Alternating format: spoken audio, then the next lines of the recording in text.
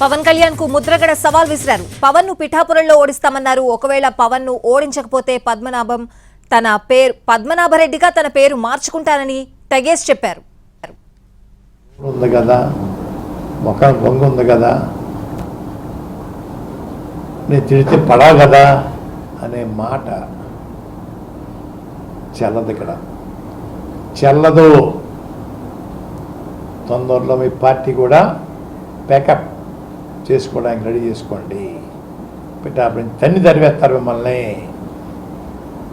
తన్ని తరవపోతే ప్రజలు అంతా చెప్పాను మీకు. నా పేరు పద్మనాభరెడ్డి మార్చుకుంటాను. పద్మనాభం కాదు, ముద్రగడ పద్మనాభరెడ్డిగా మార్చుకుంటాను ఇక్కడి నుంచి తరవపోతే. తుని రైలు సంఘటనకి చంద్రబాబు కారణమన్నారు ముద్రగడ పద్మనాభం. ఆ విషయం పవన్ కళ్యాణ్ తెలుసుకోవాలని అన్నారు ఆయన.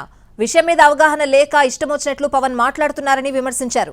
తుని రైలు దహనం జరిగినప్పుడు మీ పక్కన ఉన్న నెహ్రూ వైసీపీలోనే ఉన్నాడని, ఆయనని అడిగి తెలుసుకుని మాట్లాడాలని హితవు పలికారు. సంఘటనని చెప్పి సంబోధిస్తూ 2014లో జరిగిన ఉద్యమం కింద మాట్లాడుతూ ఉన్నారు. 2014 జరిగిందా ఉద్యమం, 2016 అన్నయ్య. అంటే అవగాహన లోపం ఎంత ఉందో దాన్ని బట్టి అర్థమవుతుంది. వారి పక్కన వారి అభ్యర్థి, ఉమ్మడి అభ్యర్థి నెహ్రూ గారు ఉన్నారు. నెహ్రూ గారు అడిగి తెలుసుకోవాలా? ఈ రైలు సంఘటన పూర్తిగా వైసీపీ వాళ్ళు చేయించారని చెప్పేసి అభియోగం మోపుతూ ఉన్నారు పవన్ కళ్యాణ్ గారు.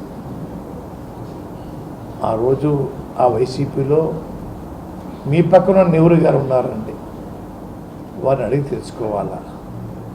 తెలుసుకోకుండా ఇప్పుడు 2014 తెలిసిపోయిందంట రైలు తగలబెడతారని. అయ్యా, బహుశా వాళ్ళ గురువు గారు చంద్రబాబు నాయుడు చెప్పుకుంటారు.